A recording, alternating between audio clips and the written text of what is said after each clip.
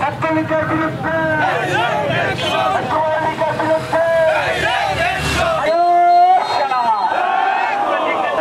আমাদের নেতা খালেদা জিয়ার পাশে থাকেন, তারেক রহমানের পাশে থাকেন, আমাদের নেতা খন্দকার আবাস পাকের পাশে থাকুন। আজকের আমাদের মাঝে উপস্থিত আছেন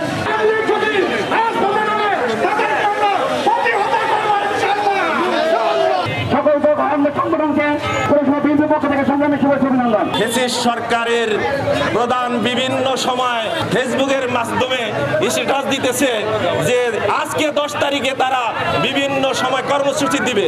আপনারা কিছুক্ষণ আগে আপনারা মনে হয় এখন কেউ দেখেছেন যে মূল অফিসে যিনি দুর্নীতি করে একটি স্ট্যাটাস দিয়েছে তাকে ধরা হয়েছে, মিথ্যা প্রচার করেছে, মিথ্যাভাবে কথা বলে বিভ্রান্তি ছড়াচ্ছে।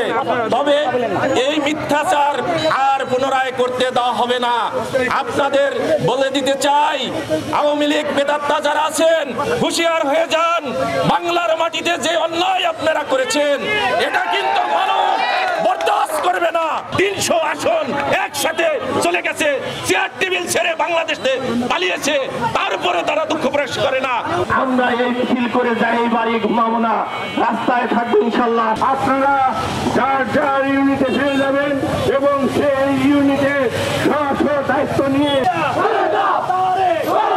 বাংলাদেশে একটি অবৈধ অগণতান্ত্রিক এবং ভুট্টুর সরকার এদেশের মাটিতে জবরদস্তি করে চেপে বসেছিল। দীর্ঘ সময় আন্দোলন সংগ্রাম করেছে, আন্দোলন সংগ্রামে এই 17টি বছর টিকেছিল, টিকে আছে, আগামী দিনেও থাকবে। বাংলাদেশের মানুষকে দাবিয়ে রাখা যায় না, সেটা শেখ হাসিনা ভুলে গিয়েছে।